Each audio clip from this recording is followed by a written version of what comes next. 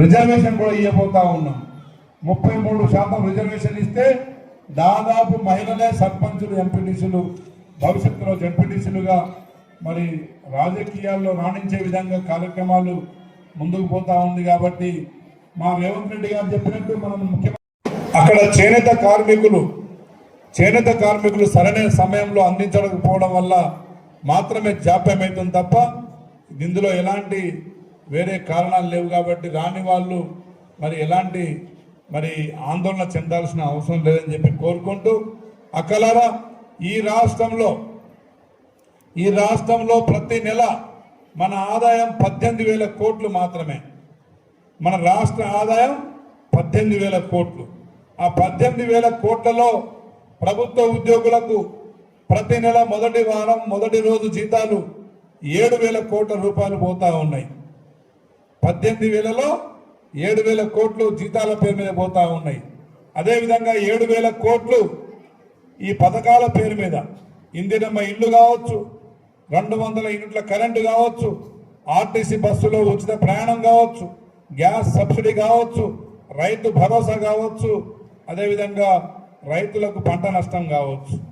ఏదేమైనా అది పేదవాళ్లకు మాత్రమే చెందే విధంగా గత ప్రభుత్వం దుబారా ఖర్చులు చేసినట్టు కాకుండా ప్రతి నెల రాష్ట్ర ఆదాయాన్ని ప్రజలకే పంచే కార్యక్రమం ఈ రాష్ట్ర ప్రభుత్వం రేవంత్ రెడ్డి గారు తీసుకెళ్తా ఉన్నారు. అదేవిధంగా మిగిలిన 3-4 వేల కోట్లు అభివృద్ధి కార్యక్రమాలకు, అదేవిధంగా గతంలో చేసిన అభివృద్ధి కార్యక్రమాలకు బిల్లులు చెల్లించే కార్యక్రమం ఈ రాష్ట్రంలో తీసుకుంటా ఉన్నాం. రాష్ట్ర ఆదాయాన్ని ఎంత వస్తుందో మీకు చెబుతూనే దాంట్లో ఎంత వాడుతున్నామో కూడా మీకు తెలియజేసే కార్యక్రమం ఈ రాష్ట్ర ప్రభుత్వం మరి తీసుకుంటా ఉన్నది. ప్రజా సొమ్ముని ప్రజలకు ఇచ్చే కార్యక్రమం చేస్తూ ఉన్నాం.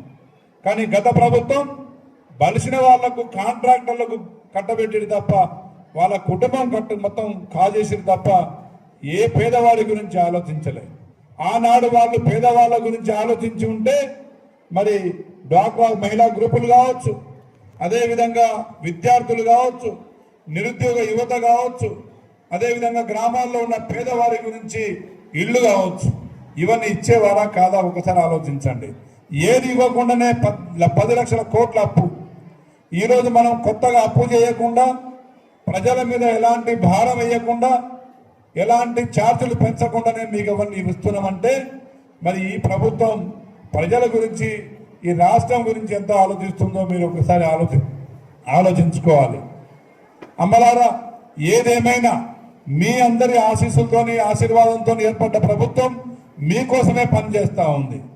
ఎలాంటి అవినీతి లేకుండా, ఎలాంటి ప్రజల మీద భారం వేయకుండా మరి మీ కష్ట సుఖాల్లో